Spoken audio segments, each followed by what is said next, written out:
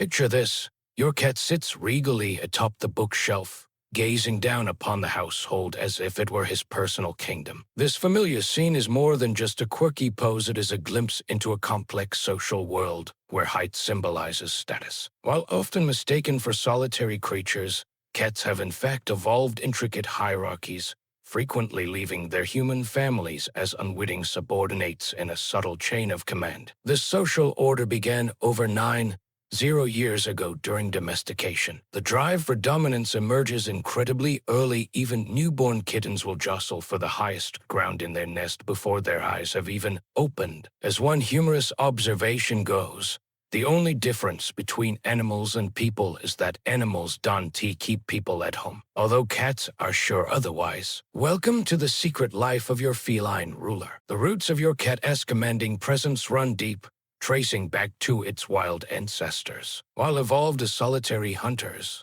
wild cats formed small, matriarchal groups for protection, laying the groundwork for today's domestic dynasties. This instinct for a structured social order has been ingrained for millennia. In ancient Egypt, this sense of superiority was culturally cemented. Cats were not merely pets, they were sacred creatures, believed to commune with gods and embody divine power. This legendary status likely instilled an ancestral confidence that modern cats still carry. One of their most persistent instincts is the drive to seek out high observation posts for safety, a survival tool from the wild that lives on today as a simple passion for the highest perch in your home. From the top of the wardrobe to the back of the sofa, observe a cat's deliberate ascent up a series of shelves or furniture.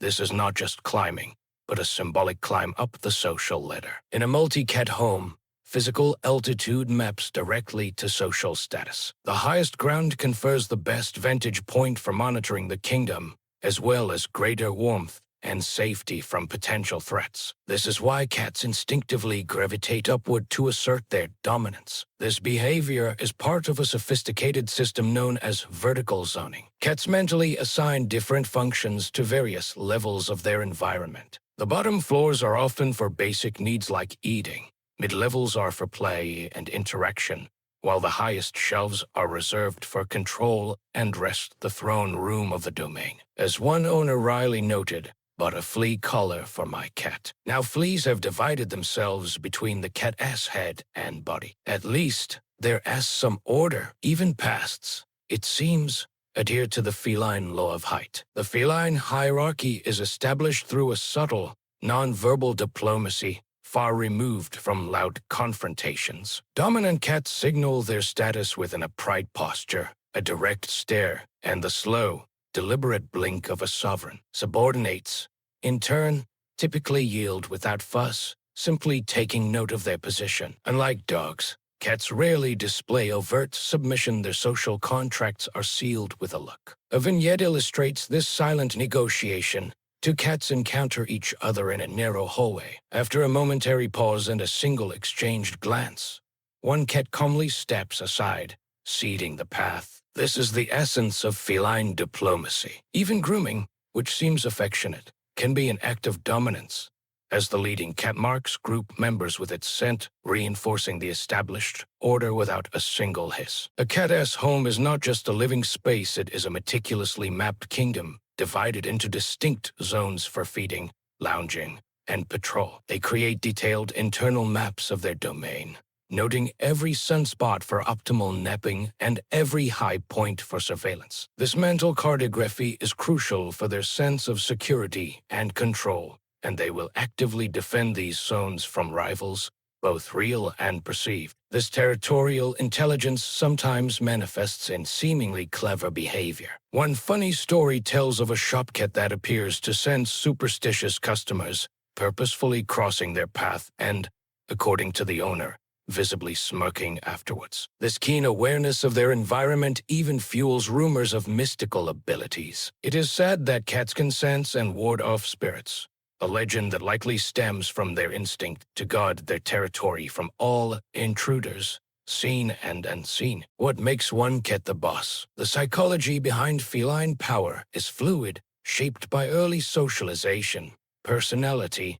and context. While poor early experiences can create a bully, Most household hierarchies are not rigid. A cat might be dominant over the food bowl, yet subordinate when it comes to prime napping spots. This situational leadership means there is rarely a single, steadfast alpha cat in a multi-cat home. This dynamic is often more nuanced than a simple pecking order. As one amused owner puts it, "Is it true that cats and training are incompatible?" No, my cat trained me in 3 days. This humorous observation highlights that the power structure often extends to the humans in the household, with cats expertly learning how to manage their owners to get what they want, further blurring the lines of who is truly in charge. Many myths cloud our understanding of feline social structures. A prevalent one is the concept of a fixed alpha cat, a title that suggests constant, overt dominance. The reality is far more complex. Reliable studies show that cats resolve most conflicts without violence,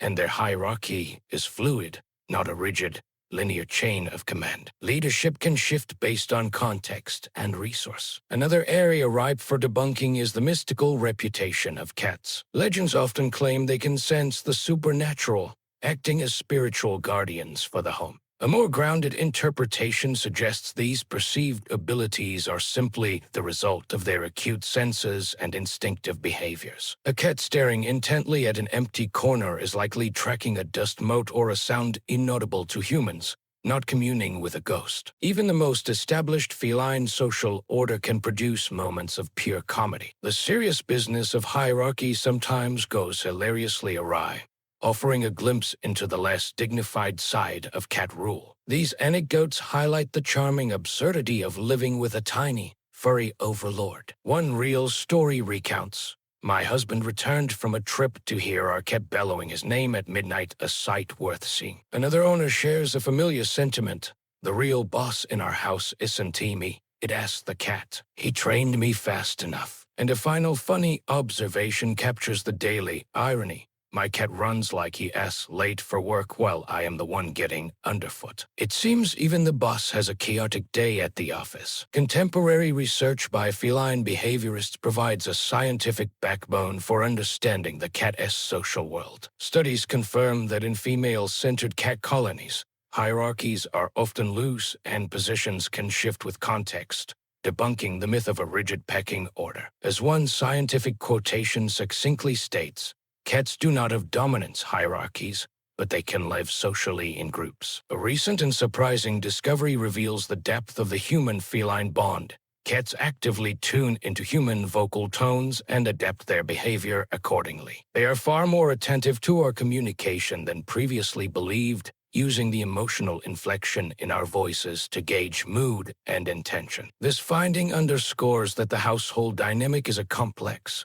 cross-species negotiation, not a simple animal hierarchy. Harmony in a multi-cat home is achievable by respecting their natural instincts. The key is to minimize competition for crucial resources, provide several elevated retreats, like cat trees and shelves, to satisfy their need for vertical territory and offer safe vantage points. Similarly, spread out essential resources such as food bowls, water stations, and litter boxes to prevent territorial disputes. A crucial warning for owners: attempting to dominate a cat is a futile endeavor that only leads to stress and undesirable behavior. Cooperation, not coercion, is the path to peace. For minor infractions, helpful advice suggests, if you need to remove your cat from the dinner table, just call him down and don't allow him up next time. Consistency and understanding, not force, are what a true feline ruler respects. The scene is a familiar one.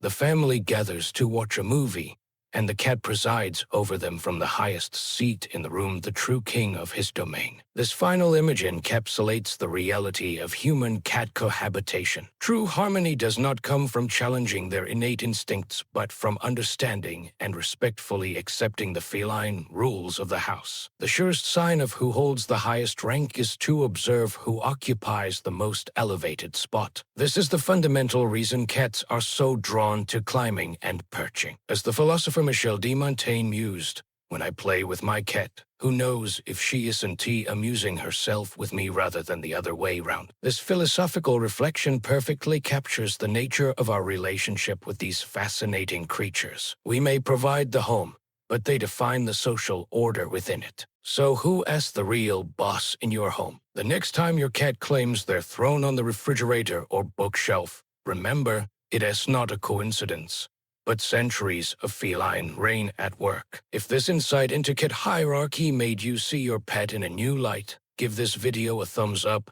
Let your cat know you acknowledge their status. Want more surprising facts about animal behavior? Subscribe to our channel and hit the bell icon so you don't miss our next investigations into the secret lives of your pets. And don't forget to share in the comments who is the true boss in your household and what funny examples of cat hierarchy have you witnessed. Let us build the ultimate collection of cat stories together.